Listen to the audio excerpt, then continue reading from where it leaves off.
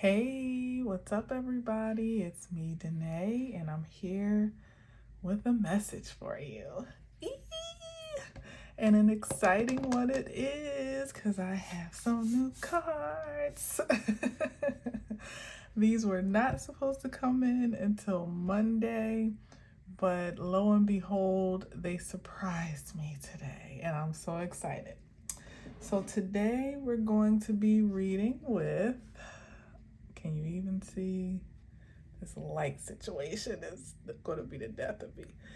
It's the Game of Thrones deck. Yay! Now I know, like, I'm a little bit late to the party with this deck.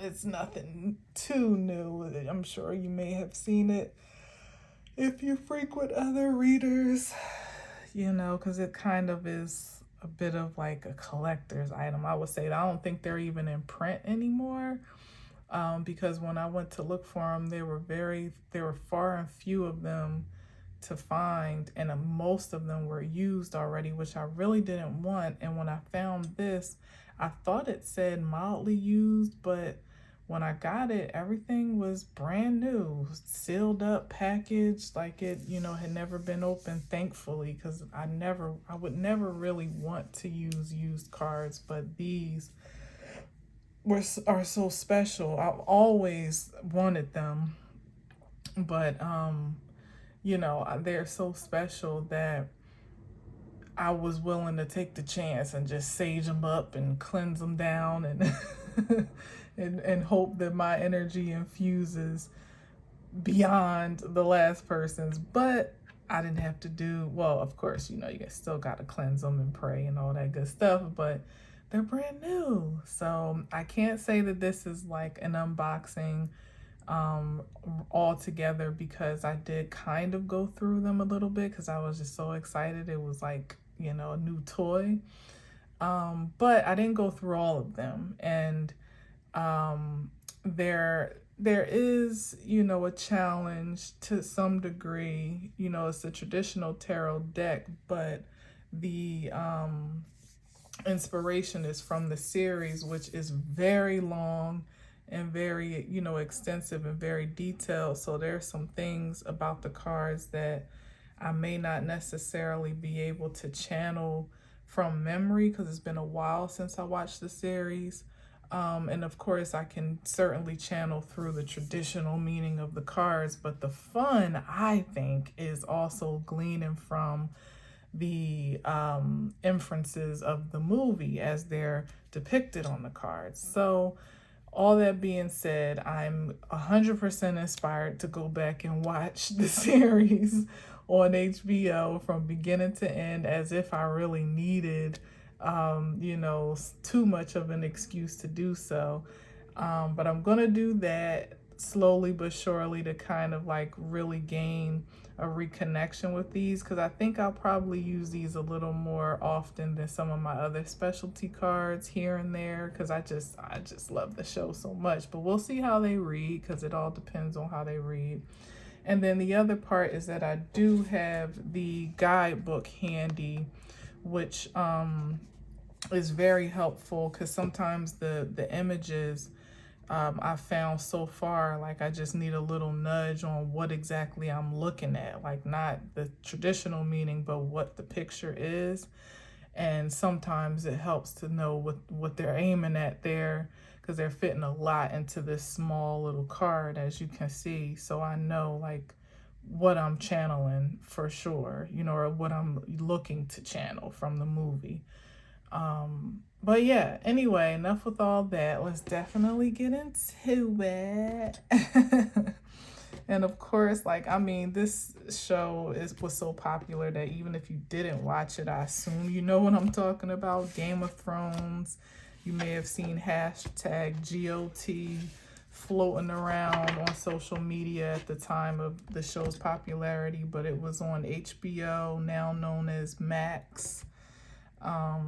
And I was late to the party even watching it. It was seasons ahead of me before I jumped in, which was good for me because I got to binge it and not have to wait, you know, for a new season. But then when I caught up and I had to wait like everybody else, you know, it was a little bit, yeah, what do you call it? I don't know. It was, uh, damn, I can't find the word. um, Basically, I just couldn't wait. I didn't want to wait, but of course, then you forget about it a little bit. Then you get excited when they start plugging it, like, oh, Game of Thrones is coming back. I did start watching House of Dragons. I think I did watch the first season, but then the second season took so long to come through that I haven't watched that yet. But since now I'm compelled to get Max to watch this, I'll probably slide into that show again as well and see if it captivates me. The first season was pretty decent, but certainly not nearly as captivating as the original series, because it's like they're going all the way back to way before anybody in the original series existed. And sometimes it's kind of hard to bridge the connection between like, who's this and what, you know, like you want to be able to blend the two to almost kind of like trace back the origins of Game of Thrones, but it's virtually impossible outside of just kind of staying connected to the Targaryen family, which is more or less like the highlight of the show. But maybe, you know, when that came on, it had been a while since I watched Game of Thrones, so maybe that was the disconnect. So maybe if I watch Game of Thrones and then I watch House of Dragons, I might feel a little bit more you know, connected to it. Who knows? We shall see. I guess that's neither here nor there as far as you're concerned. I'm just yapping, but but if you're a fan, then you probably don't mind this yapping. But if not, I encourage you, if you have Max or if you're just looking for something extremely interesting and entertaining and exciting to watch, definitely check out Game of Thrones. You will not be disappointed. All right, so let's see. The Sun card is the first one out. Oh, I love it. I love it. The best card in the deck. So we're on to something good here. And then we got the 8 of Coins. Oh, man. All right, so the Sun card, I actually did look at all of the majors. And the Sun card, although I know, you know, from the traditional meaning, what it stands for, I didn't really connect much to it in terms of what the meaning of the picture was really given. I know that this is like the baby dragon, like Daenerys's first dragon that you probably, I wonder how the light is for these. These cards are kind of extra dark, so I'll try to bring them over a little bit into the light. That's the one downside. This is like the first dragon that Daenerys birthed, in its infancy. But this is also, you know, more prevalently the sun, meaning, you know, abundance, brighter day, strength, prosperity, productivity,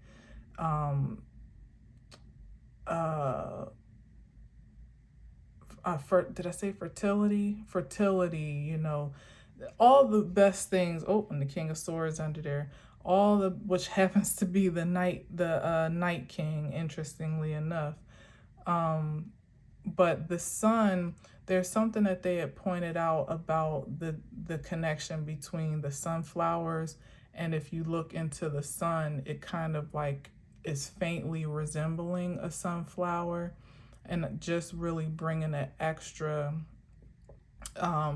focus on the abundance, because sunflowers are like multi-seeded, you know, like and also an emblem of strength. You know, when you ever try to cut a sunflower stalk, you know, you better have some sharp scissors. If you ever try to put them in a vase, the wild ones anyway. They kind of just like to do their own thing. There's not a lot that you can control regarding the sunflower.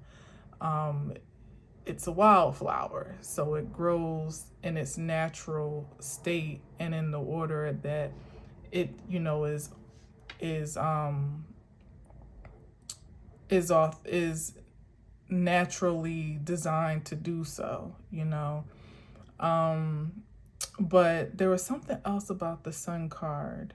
Definitely something positive on the horizon, though, and particularly regarding work here with the Eight of Coins.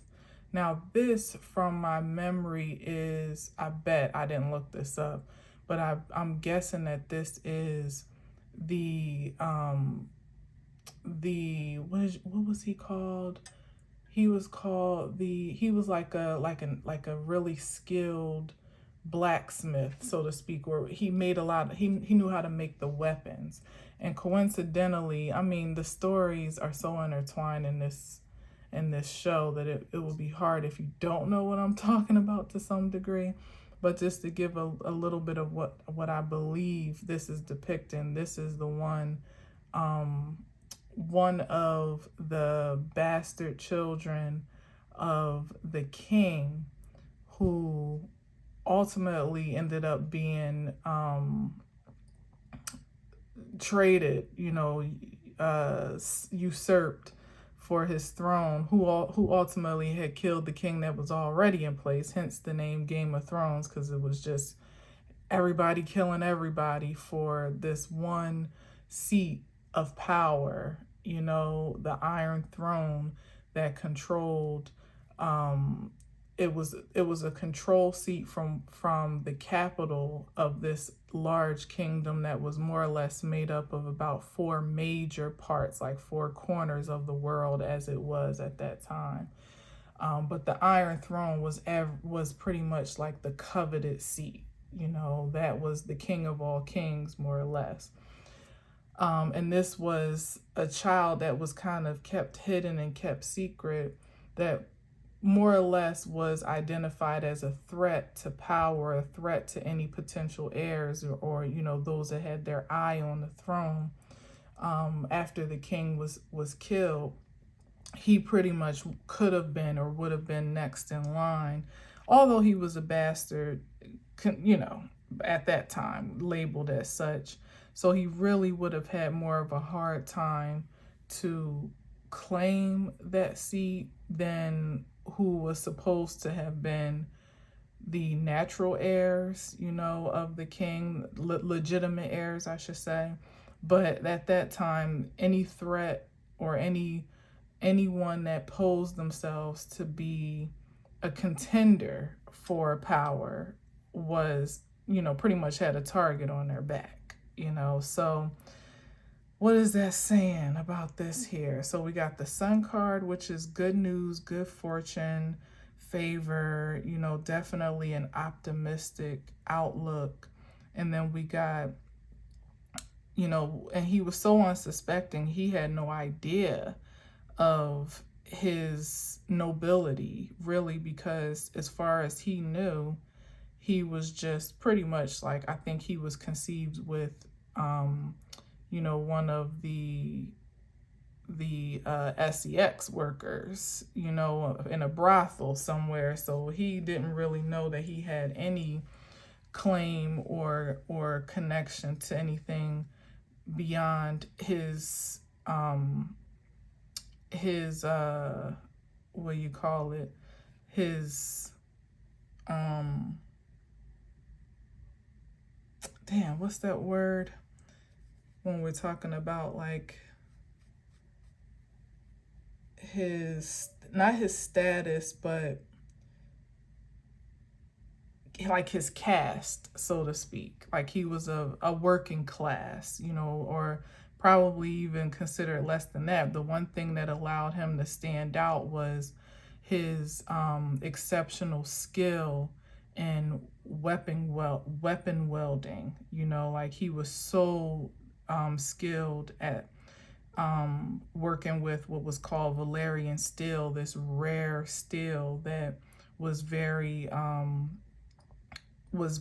like it was an ancient commodity and a material that not everybody knew how to work with. For one, not everybody knew how to fight with, even after the weapons were made, because it was very heavy.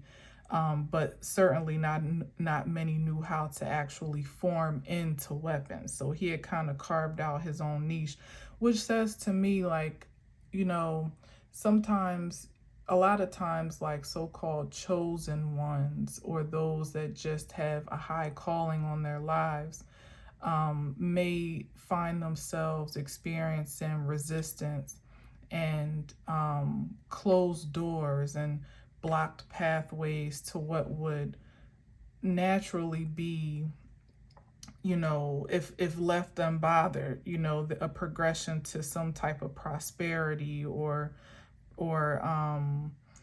fortune or favor, as it is the sun naturally, right?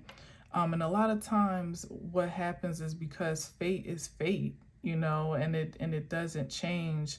It may change forms according to, how your natural world is, how the natural world is infiltrated, usually by adverse forces, or how the natural world kind of interjects, I should say, and even by the person's own choices, of course. But ultimately, he still was kind of like propped on a pedestal in a small and peculiar way, because nobody could do what he did.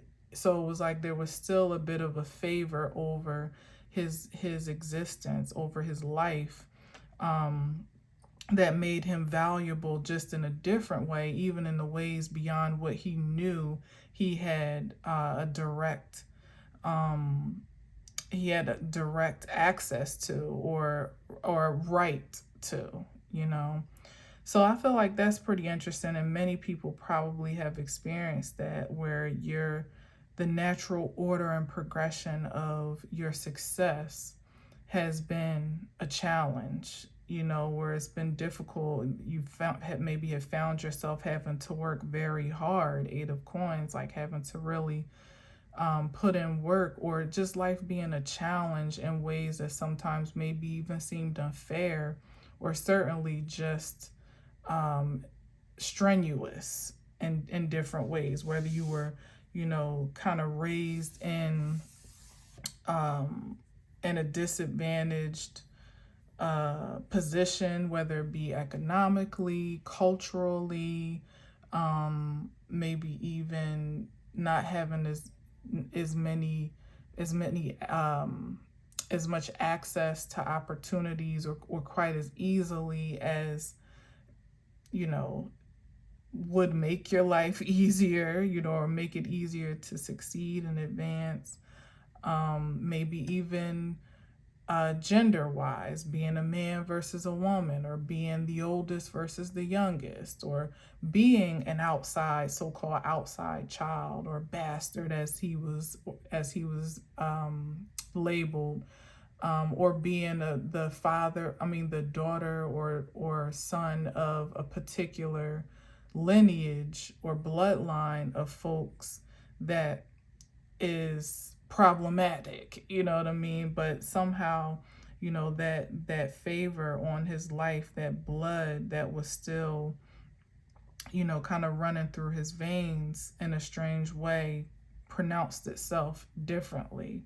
So it could be something like that here, where finally the labor and hard work is catching up with the natural order of universal order, and this dragon here, and it even in its infant stage, could even be kind of like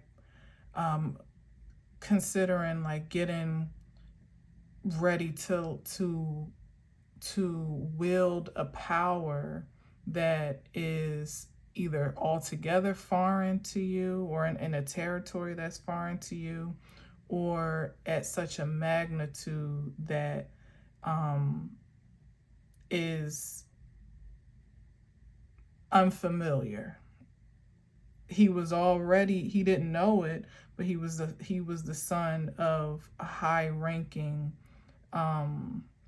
he was the offspring of a noble bloodline, kind of, because even his so-called father, like I said, he actually was um, the general, one of the generals of the king's army, and they actually seized the throne from what was ultimately a corrupt king. So technically, his father didn't actually have a righteous right to the throne, but all the same, he still obtained it.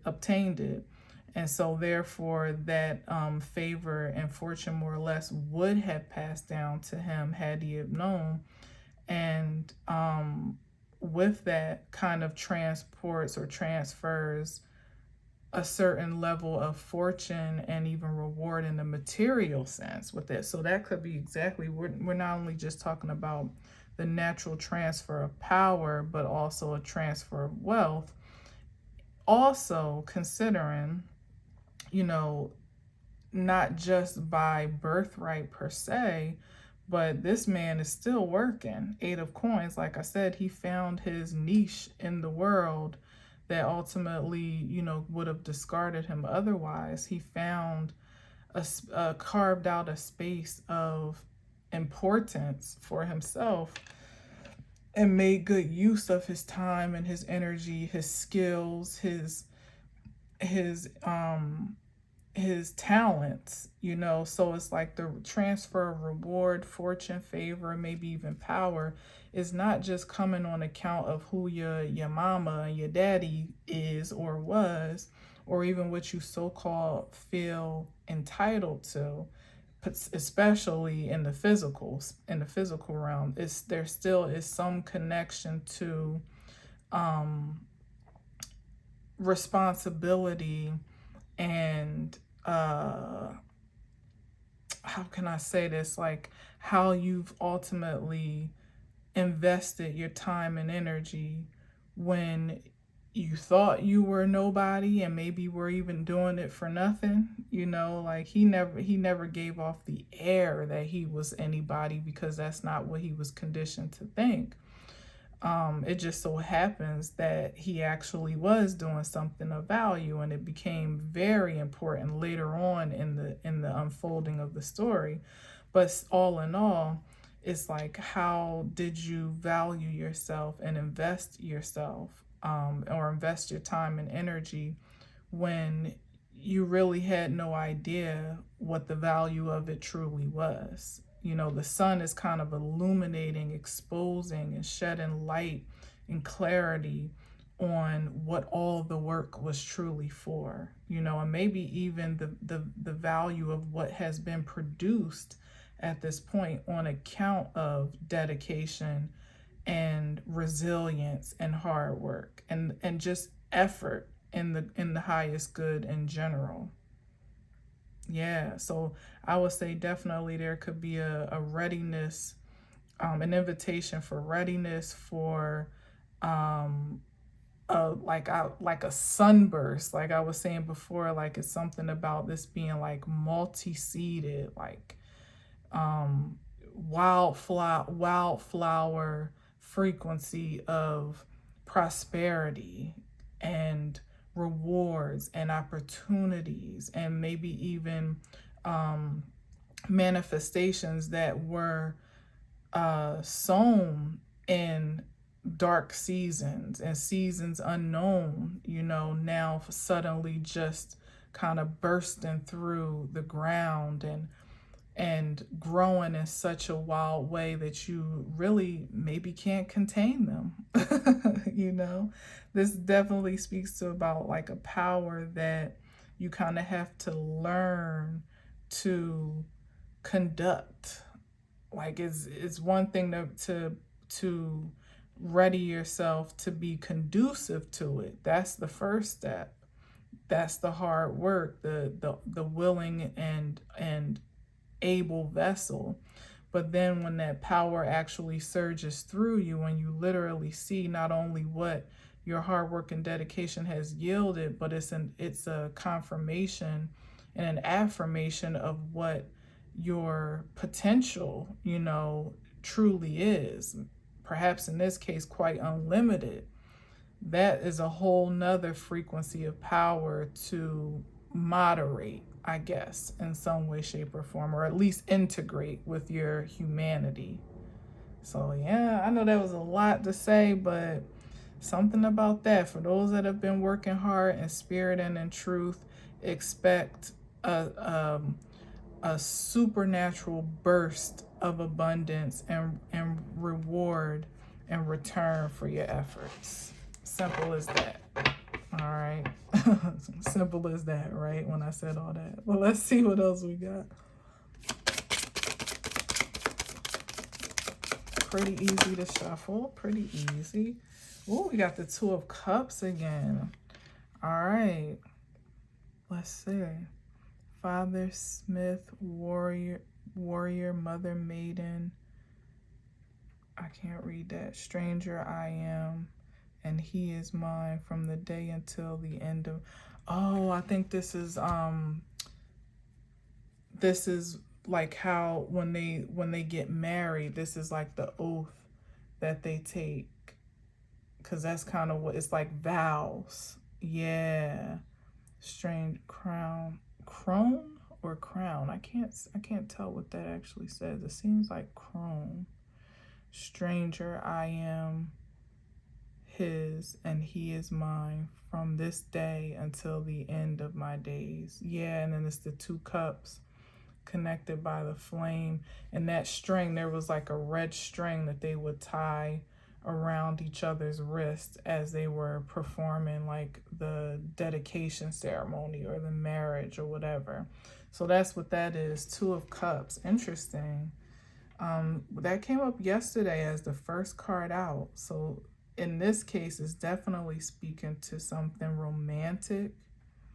When we're talking about two souls becoming one or uniting and on one accord. Yeah, like completely intertwined. I wonder, can you see that down there? Completely intertwined, willingly. You know, this is like two willing hearts, two voluntary vows, you know what I mean? Not under duress or stress or feeling like you have to. This is like pledging yourself and committing yourself, whether it's to partnership or even to an agenda. I mean, if we want to practicalize it, you know, we could definitely, because it could be contracts or something like that. So even committing yourself to some type of life's work as well, like to your life's purpose, your mission could be that, and uniting, bringing the dualities of your own self on one accord to centralize your focus on that purpose, you know, and in that on that mission.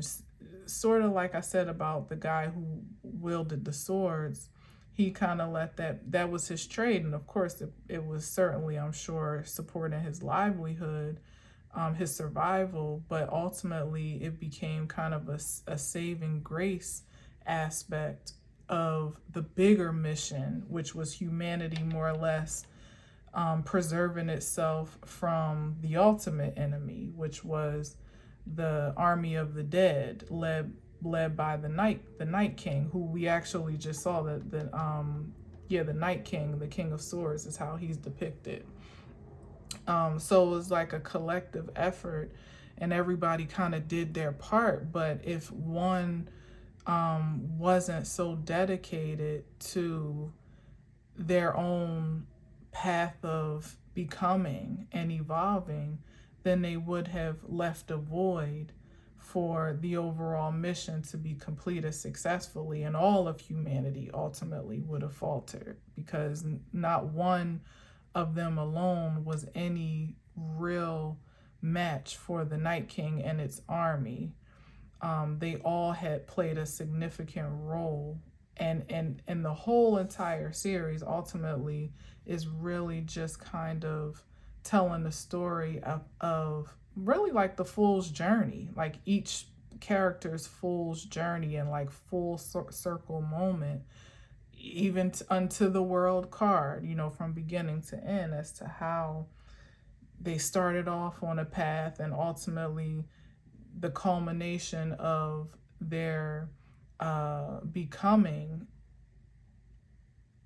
ultimately added value to each one kind of being a savior of the world in their own way, you know. So anyway, so this could be this could be could speak to the collaborative effort of commitment, you know, that devotion to commitment again, and almost like submitting yourself to the ideal that no man is an island. Even within your own self, there are dualities that have to be on one accord, or, you know, more or less need to compromise and coexist.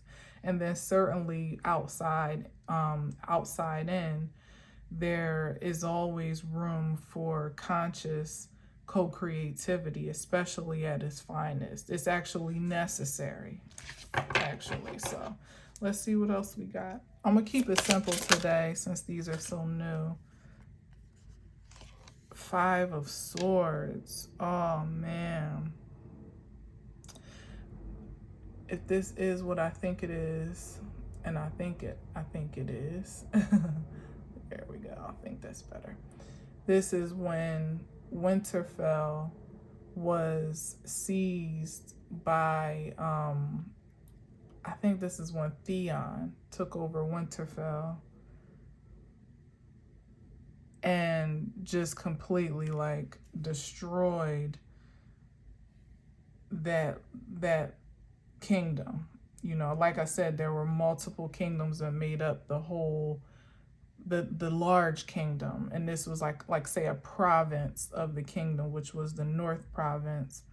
And no, this was a son of nobility who ultimately, as I said before, had one of the most significant journeys. Well, they all were significant, but his was super interesting because this was that kind of like at the moment of his initiation, or right before, I would say, his initiation into his supreme identity, when his where he called home was ultimately under siege, and under siege by a friend at that, who ultimately was a friend of the family and ended up turning coat on the family and just kind of dismantled the entire castle, the family that was resident there and everything else associated with it, and left it susceptible to enemies.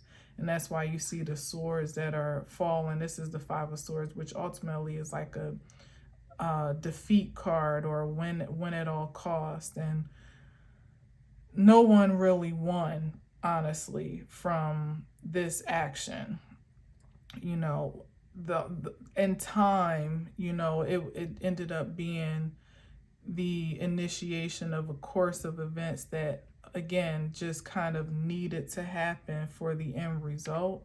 But at the time of this occurrence, you know, it was a sad day for all that was familiar to this young boy. A sad day for a legacy. It almost seemed like doom, you know, doom and gloom for a legacy to be defeated in such a way, and potentially for an entire bloodline to kind of be obliterated.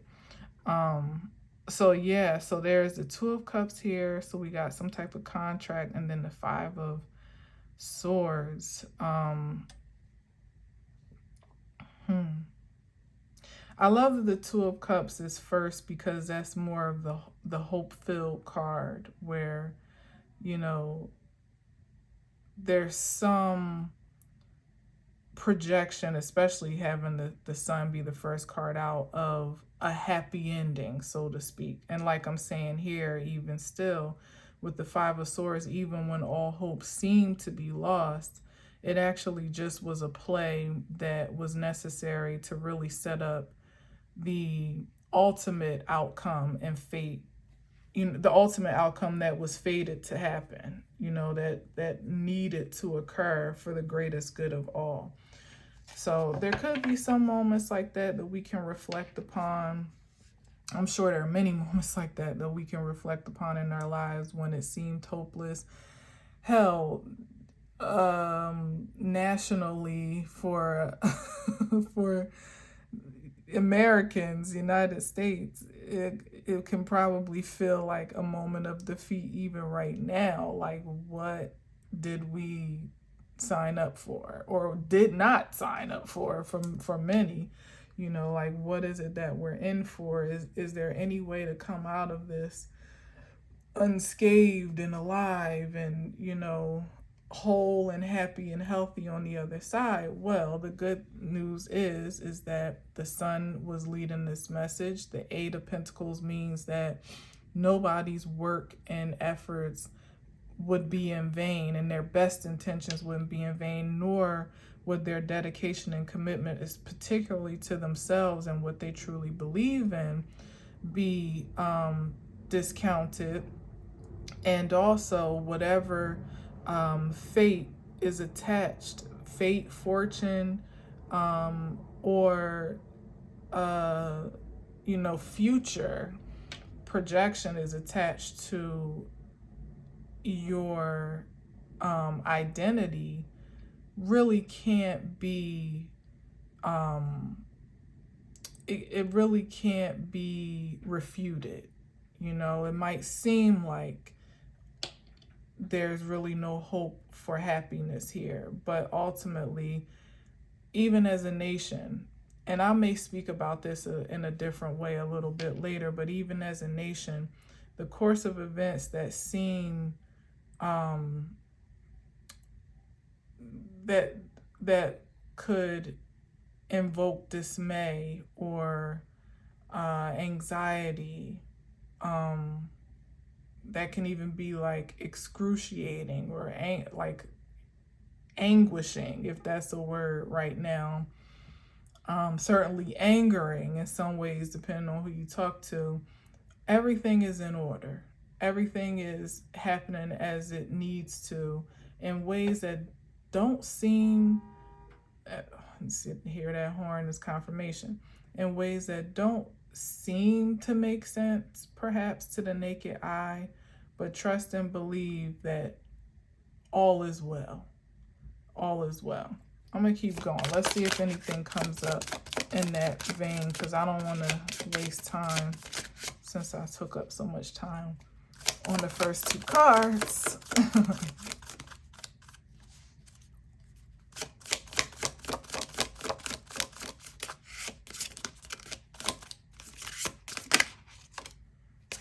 Seven of Swords, as it gets worse, right?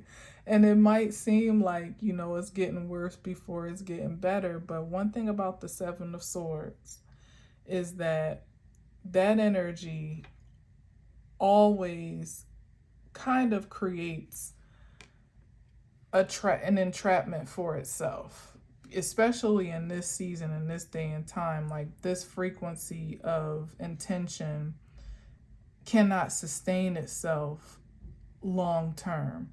Now, it may make a great impact, and it may seem to be doing a great deal of damage. Don't get me wrong. The Seven of Swords, it can seem like it's, that those stab wounds hurt a little bit, you know what I mean? But it's nothing that can't be healed from for whomever or whatever is a casualty of those swords. And it also, whomever wields the swords in this energy ultimately is pretty much dictating their own fate, okay? Especially right now. The things that are being set into motion are ultimately putting, as I'm hearing an alarm outside, again, confirmation, are ultimately setting the stage for main characters, so to speak, to step into their role, and not, maybe not so much so dramatic and theatrical as such as the Game of Thrones maybe. So I don't know, we'll see. But certainly even on a practical scale, to just declare your own independence and sovereignty over your life. And again, how do you do that? By the commitments that you make first, one with yourself, and then what it is that you subscribe to, or invest in, or pledge allegiance to outside of yourself. Recognizing that you still have the power of choice. That is still, as from the beginning of the reading, the Sun and the Eight of Pentacles, that is still your blood, sweat, and tears, your muscle, your elbow grease that makes this nation work. Even in the small ways that you think you're making a contribution, just your presence alone is more impactful than the powers that were, shout out to Shavi Zane, would ever allow you to think it is. That's the gotcha.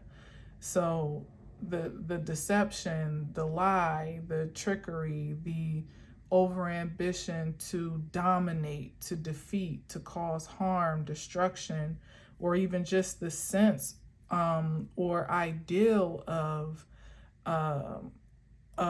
dominance and loss, to create loss,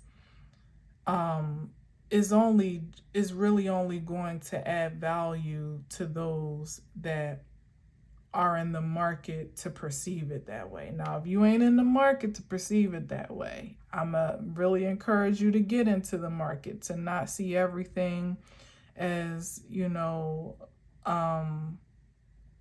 first of all, not to see yourself as a casualty of war, not to see everything that comes across your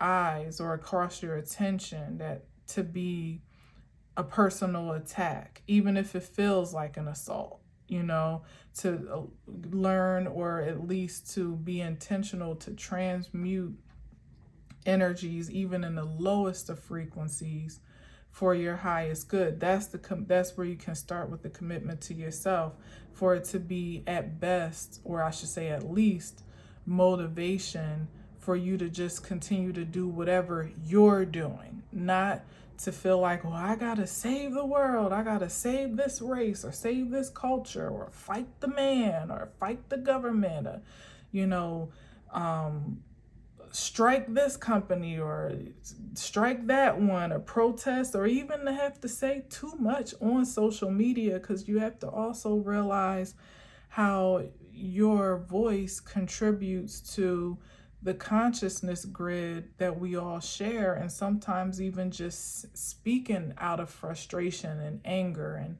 and in ill will can affect our progression and prosperity individually and collectively, like really taking strong consideration as to how you wield your sword.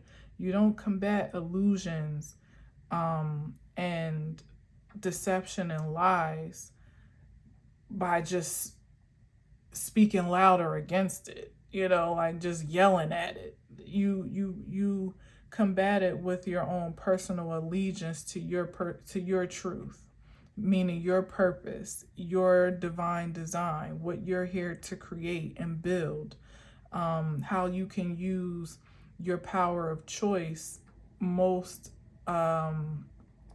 productively every single day, in every way, shape, and form you can possibly think of, how you treat people that you encounter, how you champion and advocate for the things that actually bring you happiness. That Sun card is the happiest card in the deck. What brings you joy? How can you focus as much of your attention as possible on that for yourself, and on the surroundings of self, your kingdom, so to speak, that matters to you, before you allow the empire and all that it encompasses to affect that right. you know, to infringe upon that right. Like, really becoming supremely aware of the power that you hold simply over taking care of yourself. That can definitely dispel a lot of the effects, the illusions and the projected effects of them. The more that people, you know, don't allow themselves to be too provoked, emotionally with the Five of Cups here, and, you know, really allow themselves to assume authority over what they think and feel, you know, and observe what really is authentic and what could just be the result of projection, you know, an ill-meaning projection at that. So this Five of Cups is actually Cersei, and this is like when she was in this,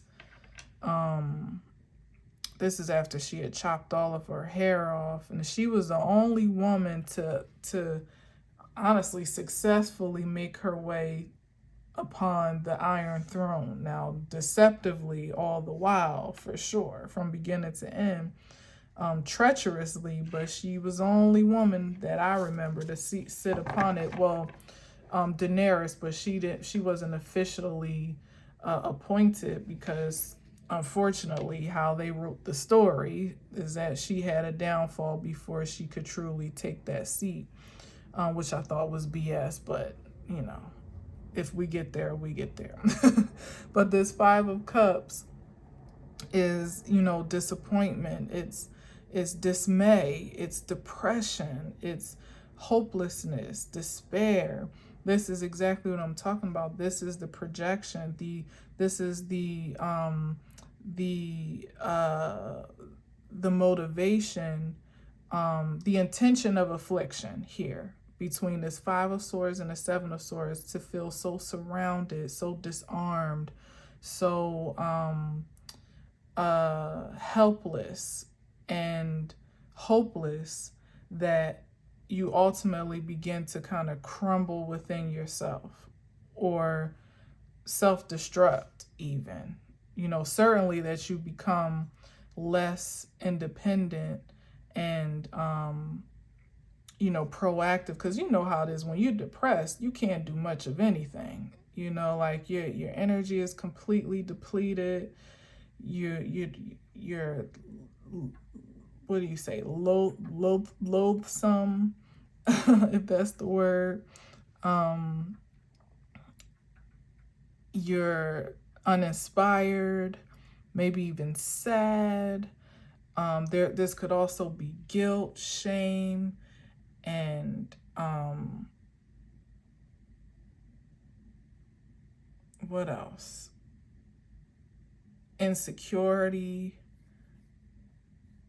Every negative thing you could possibly, like, every negative emotion at that. And emotions can weigh so heavy, even more than thoughts, because thoughts can be fleeting, but emotions could definitely weigh heavy on your vessel, and ultimately even manifest into ailments and diseases, you know, physically. And that's the intention here, to debilitate those that are susceptible to it from the inside out, from your thoughts beginning to take form or take effect on your emotional state in such a way that you don't even have the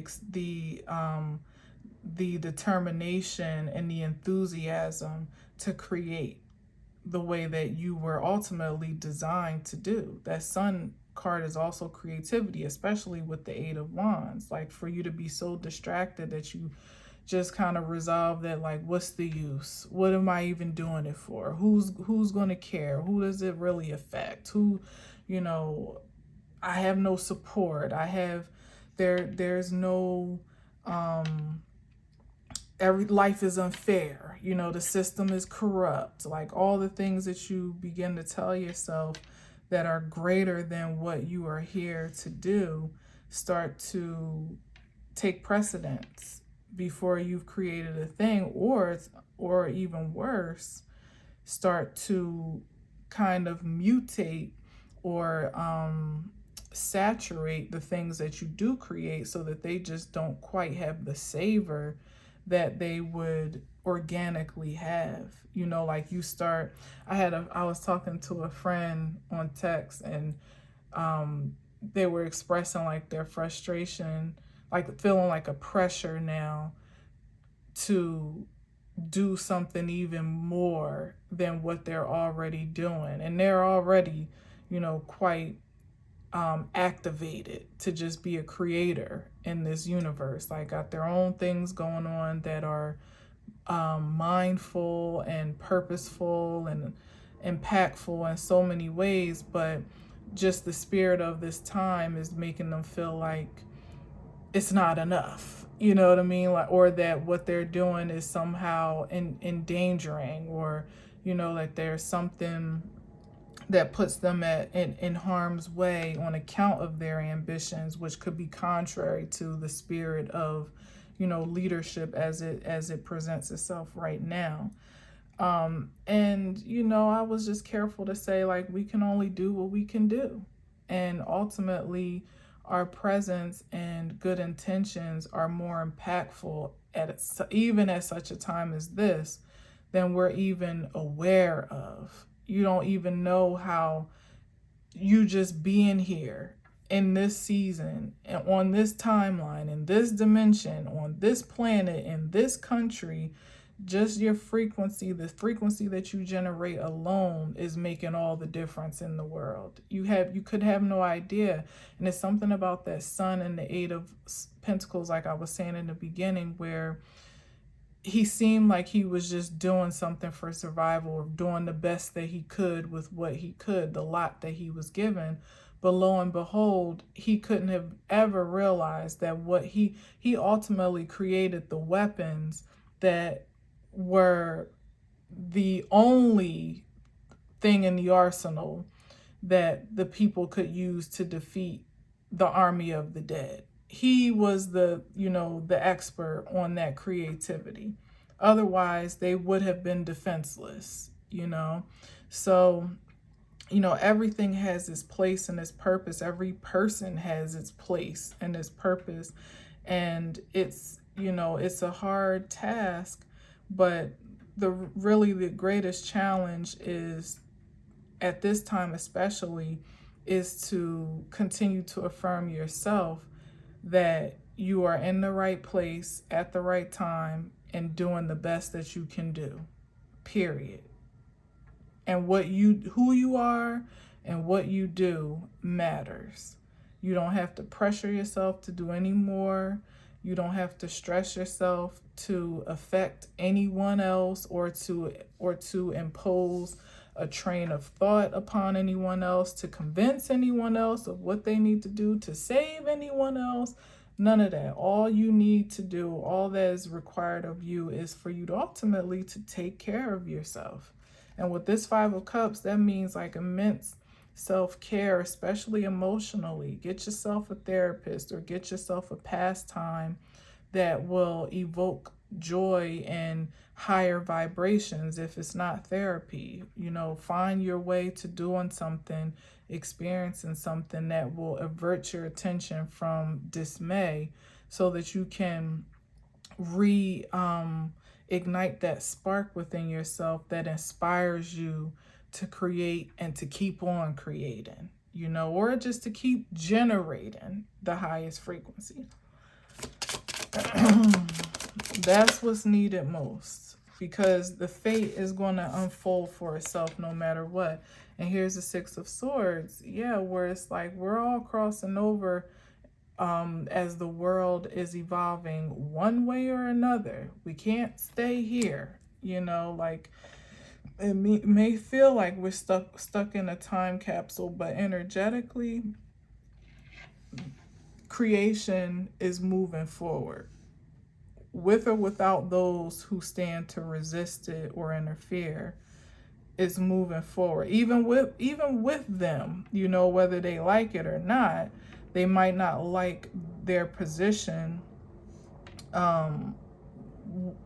as we all do move forward. They may not like what how things amount to be, but it's kind of like no child left behind, really, because we're all sharing this space. But energetically, as these swords are kind of left behind, funny enough, because usually they're inside of the boat, but perhaps that's this mindset that is going to be left back behind with the chaos and confusion and disruptions that they created, and not really like a left back locationally, but and again energetically, mentally, materially, perhaps not being able to really create and manifest, and certainly not in the ways that they were able to before. So without being in submission, and in this case surrender to new ways of being and doing and having, a lot of people are going to feel, they're going to feel this Five of Cups, feeling dismayed and left out in the cold and depressed and woe is me and what next. And it's not, it doesn't have to be absorbed for unassuming, for innocent casualties. It really is, unfortunately, as I said, it's like those that are projecting this energy or contributing to it are fabricating their own fate as it relates to it. And that doesn't have to be for you or anyone unless you volunteer for it, or you assume agreement with it. Now I got 2 cards. I did not mean to get 2 cards. All right, so we got the Nine of Swords and we got the Queen of Cups here. The Queen of Cups, that's Sansa. I don't know what she's doing praying there. I don't know at what point in her life that was, because boy, Sansa had a journey. She definitely suffered immensely to ultimately become a powerful leader, a leader of her people. And she ultimately became the lady and queen of Winterfell, which is right here, the Five of Swords, the home that was ultimately was attacked and destroyed. And I feel like Winterfell incurred the greatest casualty because that family was really it was a righteous bloodline, like the father, the patriarch, was a very honorable and honest man, like definitely lived by the word of his oaths, and his family kind of really was shaped in that image. Even the dedication that he ultimately had committed himself to, that reflected him in a poor light, but he had promised his sister to protect Jon Snow at all costs, because again, he would have been the heir to the Targaryen throne secretly, and she knew that, she was dying in his childbirth, and she knew that he would have a target on his back if anybody ever knew who his actual parents were. This is the card that depicts that marriage, I think, actually, because it was the only wedding that depicted that string tie-in and all of that. That's what I remember it from, was his parents were actually, his father was actually of the reigning nobility of the Iron Throne at that time. He was ultimately the rightful heir of the throne, but he lived his whole entire life thinking he was a bastard of the Winterfell bloodline, which was the Starks, when really he was the main event, But anyway, I was saying that the dad swore to the sister that she would protect him at all costs, which meant that when he brought the baby home after she died, he presented the baby as if it was his bastard child with some, harlot of sorts.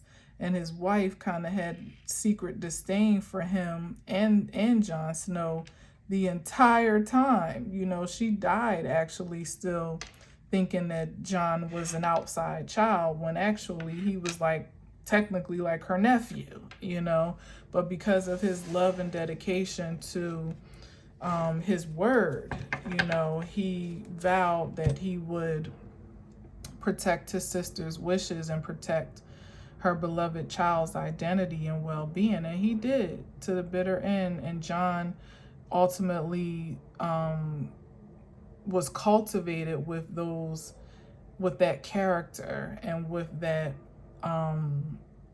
with that courage and those traits, of nobility, even again when he thought he was nothing but a bastard and was even treated like such by the wife. Like, this still was the frequency that flowed through his veins, that followed him throughout his pathway, which was also a treacherous one. So anyway, Nine of Swords here is ultimately that, well, in this case, it's definitely jail. And sometimes I do see it as jail, or like a mental imprisonment almost, where somebody's kind of locked in their own personal anguish and anxiety about the future, and contempt for the past, and contempt for the present, I would say, and maybe even longing for the past. In this case is what I'm getting with the Nine of Swords. Now, this is like the wolf, which was like the symbol of the Stark family, but a wolf caged. Like I said, it's like that was a noble family that really never truly rightfully deserved to be handled the way that they were.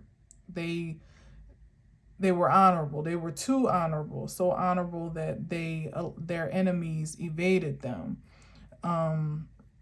And anyway, but this wolf is here in the cage and Nine of Swords. But in this case, I'm seeing it as, ultimately, like I said, these energies that are doing the best that they can to create disturbances and disruptions to a power system that they don't really have any control over. Everything that they project to have control over now is really just illusions, which is why they're trying to depress our sensibility from the inside out to make us assume defenselessness and despair, to make matters easier to control, from this obsession of possession that they have for dominance. But in actuality, as we continue to trend to, this state of peace, and again, self-love, as I was saying, like, this is definitely a depiction of supreme self-care and love at this time, like really just taking care of you, making sure that you're emotionally, spiritually grounded. At this time, there could be no guilt for taking care of yourself too much, or containing yourself, protecting your peace, especially your mental peace, and perhaps even your surroundings, you know what I mean? And certainly, again, what projections you allow to infiltrate that sacred space. That's what the Queen of Cups is giving, because like I said, Sansa went through a lot throughout her journey, things that no woman should ever endure, especially not of her caliber and her pure heart as it was. And also that no person would ever be expected to survive. Like literally she was held captive in many different ways when she was also, a noble heir, that should have been treated like royalty. Instead, she was treated as a prisoner. And yet, and still, it's like the core of her, even to the end, was never truly corrupted. It's like she evolved to be stronger and more self-aware, self-sufficient, more secure in her own, presence and energy, not as quite as codependent as she was grooming to be at a younger age. So she grew an inner strength, for sure, especially an emotional balance, like I said, because for the things that she endured, she should have broken into a million pieces, but she did grow an inner strength while she still somehow maintained her kind nature and her softness and her compassion, and her heart for the people. She could have become very calloused and wanted to inflict the pain and harm that she had endured, but she didn't. She still remained fair and objective about the greatest good of all, even until, the very end. So there's, again, I'm seeing a transfer of energy here yet again, though, with the Nine of Swords. As I'm saying, once upon a time, she was in a cage in torture, in torment, as a matter of fact. And here she is free. Looks like she's praying, meditating, she's just free in her own space. And here it is, the wolf, if we can take it for face value, is now held captive, is now locked down. So this is the transfer of energy here with the Six of Swords. That is happening. It doesn't look like it is. It seems like something quite different and scary is going on. But I assure you that nothing is escaping the universal order as it is destined to be. And those that have positioned themselves to be liberated, that have insisted upon it by the course of their actions, intentions, and choices, will experience it not just in an ideal state of thought or being, but actually. Back to that Sun and Eight of Wands, Eight of Pentacles card, it's like you're about to see what all of the hard work was for, what every step on your journey was actually amounting to, what every pentacle you invested in yourself, in others, in your community, in your labor, in your gifts and talents, in your craft was accumulating to. The sun is about to shine a light on all of that. And I would say, as a connection to that sunflower, multiply it. So it'll actually pale, it'll shine so bright that the trial and tribulation of the path itself will pale in comparison to the reward. Because at this point in time, where I believe she is now, having grown and evolved and matured, her point of reflection, there's one scene where she's talking to John and she's like, if we could just go back to the day that we left Winterfell, where she was an eager young girl just excited to go to court to potentially marry the prince of that time, Joffrey, who was a monster. John was eager to escape what he felt was a prison at Winterfell to go find some honor and value of his own at Castle Black, being a soldier. They were reminiscing about how pretty much like how easy life was, and they thought it was so hard compared to what they incurred after they left that place. But if it weren't for them taking that journey individually, collectively, coming back together even, it would have been the doom and gloom for all of creation as it was depicted in that story. Because there wasn't one person's journey, the best of them, the worst of them, the heroes of the story and the villains, that wasn't intricate and ultimately being the saving grace of the nation as it was. And it's no different with what we're experiencing now. Some are hailing Trump for all that he's doing. Some are villainizing him for all that he's doing.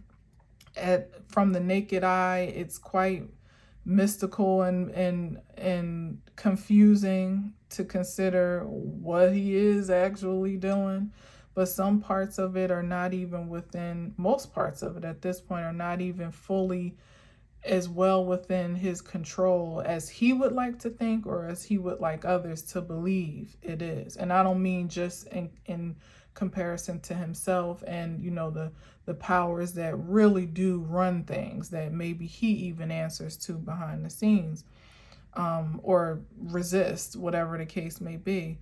There's still a greater power at work here. There's fate to be brought into fruition, and every person is playing their role, you know. So all that really matters is that you play yours and that I play mine, and we do that by focusing on what we can create and what we can control, and that is always our own thoughts, our own intentions and actions, reactions and responses, and we can always choose to nurture our emotional beings, our emotional essence, so that we are ultimately flowing in the highest frequency of vitality that we possibly can, and just refusing to let anything or anyone infringe upon that, not from of the farthest point of projection that almost seems like,